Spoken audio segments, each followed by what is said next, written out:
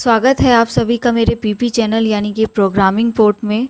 तो हम दोस्तों समझ रहे थे पाइथन के फंडामेंटल्स, और पाइथन के फंडामेंटल्स में सबसे पहले हम समझ रहे हैं टोकन्स इन पाइथन में मैंने आपको कीवर्ड्स और आइडेंटिफायर्स के बारे में सब कुछ समझा दिया है। अब हम इस वीडियो में समझेंगे कि लिटरल्स क्या होता है, पाइथन में लिटरल्स का क्या यूज़ है और कहाँ ये इस्तेमाल होते हैं। तो लिटरल्स दोस्तों क्या होते हैं? It is a fix value. Literals are the data item that have a fix value और it is referred as a constant value. Python literals की बात की जाए तो पाइथन लिटरल्स हमारे पास 4 टाइप्स के होते हैं: string literal, numeric literal and boolean literal, and last is special literal none. तो दोस्तों चलिए फ्रेंड्स समझते हैं स्ट्रिंग लिटरल्स के बारे में। तो स्ट्रिंग लिटरल्स क्या होते हैं? The text enclose in quotes whether it is double quote और सिंगल कोट। मतलब कि आप किसी भी टेक्स्ट को या तो आप सिंगल कोट में लिखिए या डबल कोट में लिखिए, वो सब क्या होते हैं? स्ट्रिंग लिटरल होते हैं। वैसे दोस्तों मैं आपको बता दूं कि बाकी अदर लैंग्वेज की बात की जाए तो आप सिंगल कोट में सिंगल कैरेक्टर लिखने के लिए सिंगल कोट यूज़ करते हो और डबल मल्टी कैरेक्टर लिखने के लिए डबल कोट यूज़ करते हो। ठीक है, मैंने यहाँ एक एग्जांपल लिया है नंबर का, जिसको मैंने डबल कोट में लिखा है और एक सिंगल कोट में लिखा है। तो डबल कोट और सिंगल कोट में लिखा हुआ दोनों ही कैरेक्टर देखिए क्या है? स्ट्रिंग है। Both are string. ठीक है, तो ये पाइथन आपको प्रोवाइड कराता है कि आप सिंगल कैरेक्टर को भी डबल कोट में लिख सकते हो और मल्टी कैरेक्टर को भी डबल कोट में या सिंगल कोट में लिख सकते हो। लुक, अनदर एग्जाम्पल मैंने लिया है। यहाँ पे मैंने टाइप किया है 1 2 3 4 5। हमें पता है कि ये नंबर है, मगर मैंने इसको डबल कोट में लिखा है, इसलिए ये क्या है? एक स्ट्रिंग है। It is also a string. ठीक है, इसको समझने के लिए मैं एक और एग्जाम्पल देती हूँ आपको, ताकि आपको अच्छे से समझ में आ जाए कि अगर आप किसी डबल कोट में या सिंगल कोट में कोई भी ऑपरेटर या फिर कोई भी नंबर या फिर कोई भी टेक्स्ट लिखते हो तो वो एक टाइप का क्या है? स्ट्रिंग लिटरल है। तो जनरली मैंने यहाँ टाइप किया है 1 + 2 + 3 + 4 + 5। जनरली ये मुझे एडिशन करके देना चाहिए था इसको, मगर जब मैं उसको सिस्टम को कहूँगी कि इसको एडिशन करके दो, ये मुझे एज इट इज़ प्रिंट करके देगा 1 + 2 + 3 + 4 + 5, क्योंकि यहाँ पे प्लस एक प्लस ऑपरेटर ना हो के एक स्ट्रिंग है, एज इट इज़ एक सिंबल है जो उसको एज इट इज़ क्या करेगा? प्रिंट करके देगा। चलो दोस्तों, हम इस स्ट्रिंग लिटरल को प्रैक्टिकल करके भी देख लेते हैं। देखते हैं कि डबल कोट में या सिंगल कोट में लिखा हुआ स्ट्रिंग ही है या नहीं, स्ट्रिंग लिटरल है या नहीं। तो ये मेरा पाइथन शेल खुल गया है। यहाँ पे मैंने एक आइडेंटिफायर लिया है डेटा, जिसमें मैं स्टोर करा रही हूँ हेलो पाइथन। हेलो पाइथन को देखो मैंने डबल कोट में लिखा है, तो मेरे हिसाब से या पाइथन के रूल के अकॉर्डिंग ये एक स्ट्रिंग होना चाहिए। तो मेरे पास एक टाइप फंक्शन होता है। टाइप का काम होता है कि किसी भी आइडेंटिफायर का ये डेटा टाइप बताता है, और पाइथन में तो सबसे अच्छा फैसिलिटी है कि आपको डेटा टाइप मतलब इनिशलाइज नहीं करना होता, डिफाइन नहीं करना पड़ता, सॉरी, आपको डेटा टाइप बताना नहीं होता सिस्टम को। आप जिस टाइप की वैल्यू स्टोर कराते हो, आपका आइडेंटिफायर उसी डेटा टाइप में कन्वर्ट करा हो जाता है, उसी टाइप का डेटा स्टोर करता है। तो मैंने यहाँ पे आइडेंटिफायर का नाम लिख दिया है। देखिए, इसने मुझे आंसर दे दिया है कि आपने ये किस टाइप का डेटा टाइप स्टोर कर सकता है? स्ट्रिंग टाइप का। तो मैंने यहाँ पे कौन सा लिटरल दिया था? स्ट्रिंग लिटरल, इसलिए ये आइडेंटिफायर किस में चेंज हो गया? स्ट्रिंग में। इसको एक और एग्जांपल से देख लेते हैं कि मैंने अभी कहा था कि सिंगल कोट में भी लिखा हुआ कैरेक्टर क्या होता है? आपका स्ट्रिंग होता है। तो मैंने इसी कंटेंट को वापस लिखा है सिंगल कोट में, डेटा में ही स्टोर करा रही हूँ। डेटा एक आइडेंटिफायर है मेरा, तो मैंने इसमें स्टोर कराया है सिंगल कोट में हेलो पाइथन। इसको भी हम चेक करेंगे, तो मेरे हिसाब से या सिस्टम के हिसाब से मेरे पास आंसर क्या आना चाहिए? स्ट्रिंग। तो चलिए इसको भी देख लेते हैं। टाइप, और टाइप में मैंने ये स्टोर कराया मेरा डेटा, जो कि मेरा आइडेंटिफायर है, और ये मुझे आंसर दे रहा है स्ट्रिंग। देखिए, तो ये तो श्योर हो गया कि डबल कोट में या सिंगल कोट में लिखा हुआ हर टेक्स्ट क्या है? हमारा स्ट्रिंग है। इसको एक और एग्जांपल से समझ लेते हैं। लाइक अभी मैंने बताया था कि 1 2 3 4 5 एक नंबर है, मगर मैंने उसको डबल कोट में या सिंगल कोट में लिखती हूँ तो वो क्या कन्वर्ट हो जाता है, स्ट्रिंग में हो जाता है। तो इसके लिए मैं एक और एग्जांपल ले लेती हूँ। ये मैंने लिखा यहाँ पे डेटा, और इसमें मैंने अब की बार स्टोर कराया है 1 2 3 4 5 6 7 जो एक नंबर है, मगर इसको मैंने लिखा है यहाँ पर सिंगल कोट में। तो सिंगल कोट में स्टोर कराते हैं तो हम लिखा डाला तो मैंने नंबर है, तो जैसा मैंने अभी बताया कि नंबर जिस टाइप का आप वैल्यू स्टोर कराते हो आपका आइडेंटिफायर उसी टाइप के डेटा टाइप में कन्वर्ट हो जाता है। तो लुक, मैंने यहाँ पे 1 2 3 4 5 6 स्टोर करा है, मगर इसने मुझे आंसर क्या दिया है, स्ट्रिंग दिया है। क्यों? क्योंकि मैंने इसके आगे और पीछे क्या लगाया है, सिंगल कोट लगाया है। तो ये 1 2 3 4 5 6 7 भी हमारा क्या हो गया है, एक स्ट्रिंग हो गया। चलिए स्ट्रिंग लिटरल को थोड़ी और एग्जांपल से समझ लेते हैं। लाइक मैंने एक्स लिया आइडेंटिफायर, उसमें मैं स्टोर करा रही हूँ हेलो पाइथन, ठीक है। तो मैंने एक्स को कहा मुझे तुम्हारे अंदर क्या स्टोर है, मुझे आंसर दो। तो उसने मुझे आंसर दिया हेलो पाइथन। देखिए इसके चाहे दोनों ओर सिंगल कोट है जो ये शो करता है कि ये स्ट्रिंग है।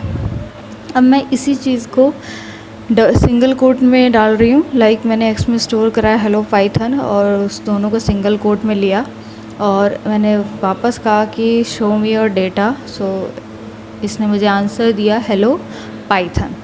सो लुक, मैं अब थोड़ा चेंज कर रही हूँ, मैं टेक्स्ट ना दे के मैं यहाँ पे नंबर दे रही हूँ और फिर मैं उसको बोल रही हूँ कि मुझे आंसर दो। तो इसने मुझे वापस सिंगल कोट के अंदर एज इट इज़ दिया है 1 2 3 4 5।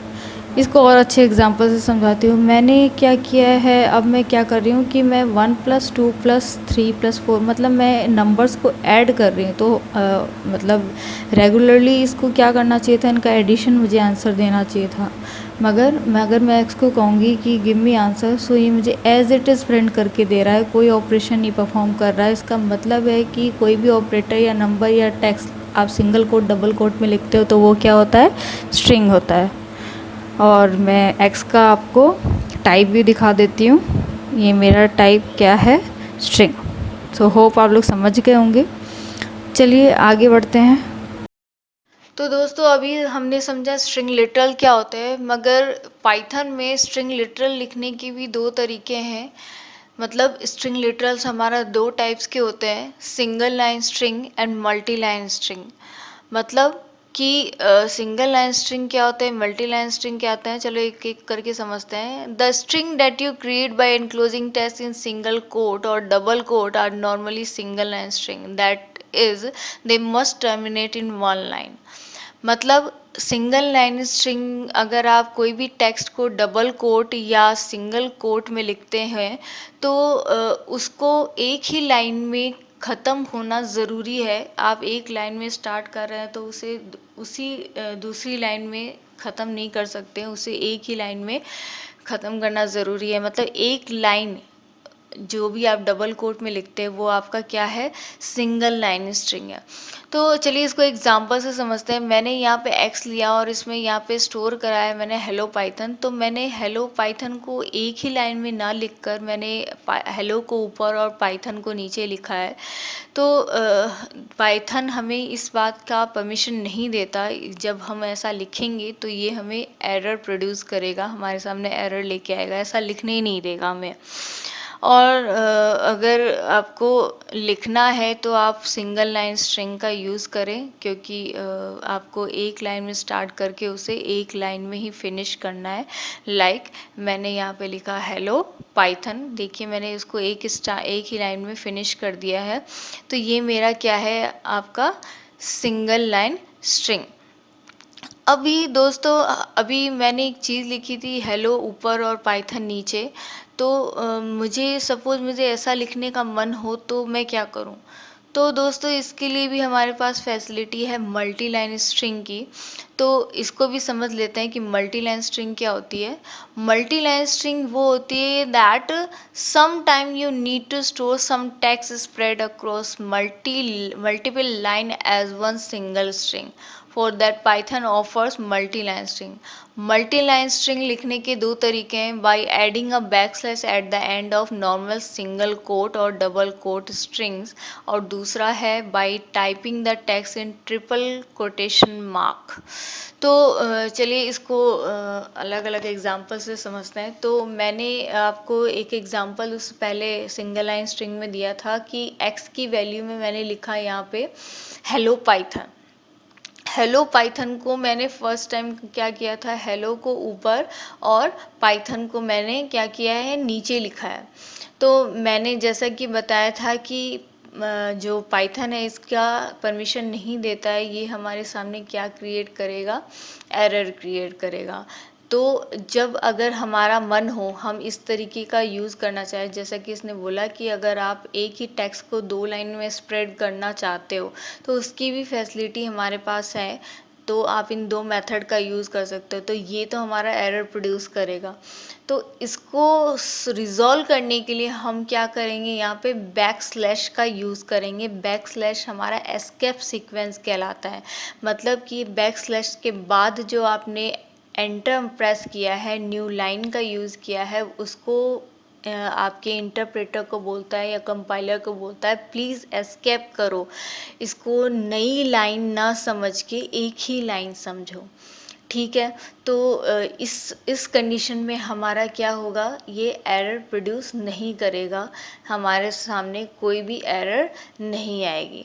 दूसरा मेथड था हमारा bye typing the text in the triple quotation mark. तो अगर मैं इस एक्स में को हेलो पाइथन को इस एक्स में मुझे मल्टी लाइन का यूज़ करके स्टोर कराना है, तो मैं इसको ट्रिपल कोटेशन मार्क, देखो मैंने 3 कोटेशन मार्क ऊपर लिखे हैं और 3 कोटेशन मार्क नीचे लिखे हैं और मैंने 2 लाइन का यूज़ करके हेलो पाइथन लिखा है। तो इस समय भी हमारा कोई एरर नहीं आएगा। और ये तो दोस्तों मैंने जो अभी थ्योरेटिकली समझाया उसको प्रैक्टिकली भी समझ लेते हैं। यहाँ ये हमारा पाइथन शेल खुल गया है। इस पाइथन शेल में मैं पहले सिंगल लाइन स्ट्रिंग लिटरल को समझा रही हूँ। तो इसमें मैंने एक एक्स लिया है, उसमें स्टोर करा है हेलो पाइथन, इसको मैंने एक ही लाइन में स्टार्ट और फिनिश किया। तो ये मेरा क्या है, सिंगल लाइन स्ट्रिंग लिटरल। ठीक है, अब समझते हैं मल्टी लाइन स्ट्रिंग लिटरल्स को। तो जो मैंने पहले एग्जांपल दिया था कि मुझे हेलो को ऊपर और पाइथन को नीचे लिखना है, तो मैं एंटर प्रेस कर किया मैंने, तो मेरे सामने एरर आ गया end of line while scanning the string literal. क्यों? क्योंकि स्टार्टिंग डबल कोट है मगर एंडिंग डबल कोट नहीं है। तो ऐसा रिजॉल्व करने के लिए हमें क्या चाहिए, एस्केप सीक्वेंस चाहिए, जैसा मैंने अभी समझाया था। तो मैंने इसको यहाँ पे हेलो और मैंने बैक स्लैश लगाया। अब मैंने एंटर प्रेस किया, देखिए मेरे पास कोई एरर नहीं आई है। अब मैं यहाँ पे टाइप कर रही हूँ, यहाँ पे पाइथन और डबल कोट लगाया, तो ये मेरा मल्टी लाइन कमेंट है।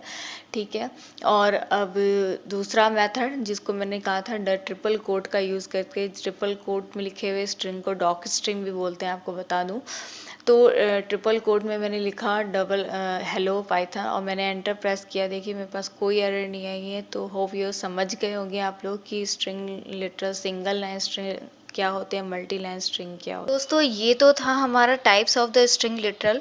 अब एक कुछ चीज़ें मल्टी लाइन स्ट्रिंग के बारे में भी जान लेते हैं कि मल्टी लाइन स्ट्रिंग में हम 2 तरीके यूज़ करते हैं, बैक स्लैश और डॉक स्ट्रिंग। तो भाई बैक स्लैश से काम चला था तो हम डॉक स्ट्रिंग का क्यों यूज़ कर रहे हैं, तो इसको जानने के लिए मैंने एक एग्जांपल लिया है, x equals to hello Python, जो मैंने पहले आपको बता रखा है कि इस तरीके से आप न्यू लाइन का यूज़ कर सकते हैं। और मैंने प्रिंट करके कहा कि x में जो भी आप उसको प्रिंट कराएं, तो उसने आंसर दिया हेलो पाइथन। देखो मैंने दूसरी लाइन में लिखा था मगर इसने एक ही लाइन में दिया।